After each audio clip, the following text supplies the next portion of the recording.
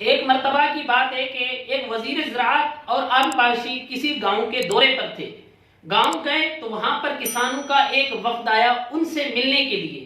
جب وفد آیا نا تو کسانوں نے یہ طے کیا کہ ہم میں سے ایک شخص جا کے وزیر صاحب سے اجازت لے کر آئے، پھر ہم جا کے ان سے مل لیتے ہیں.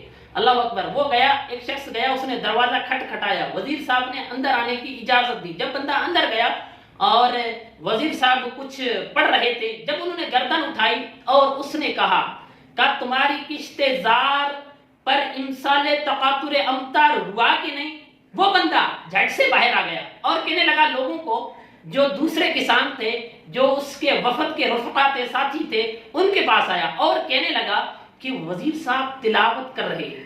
لیکن جب کہ وزیر صاحب کی اس بات کو دیکھا جائے، تمہاری کشت زار پر تقاطر امسال تقاطر امطار ہوا کہ نہیں، اس کا مطلب کیا ہے؟ اس کا مطلب دراصل یہ ہے جس کو وزیر صاحب نے بڑا بنا کے پیش کیا تھا، بڑے چن کے جملے استعمال کر کے اس بندے کو سے بات کی تھی.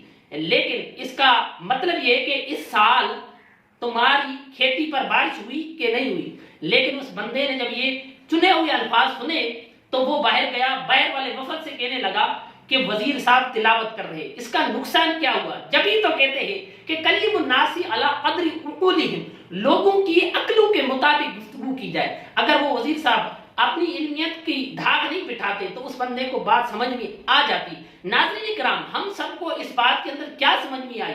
ہمیں سمجھ میں یہ آئی کہ جو جیسا بندہ ہو اس کی نفسیات کے مطابق، اس کے علم کے مطابق، اس کے فہم کے مطابق، اس کے ظرف کے مطابق گفتگو کی جائے. آسان کم علم بندے سے آسان لفظوں کے ساتھ، سہل لفظوں کے ساتھ گفتگو کی جائے، جبکہ کوئی پڑھا لکھا ہے اس کے ساتھ اسی کے مطابق گفتگو کی جائے. جیسا بندہ تیسی اسی کے مطابق بات کی جائے. ہماری ڈھاٹکی زبانیں بولتے ہیں جیڑو دیس تیڑو بیس، جیسا بندہ ہو اسی کے مطابق اس سے گفتگو کی جائے.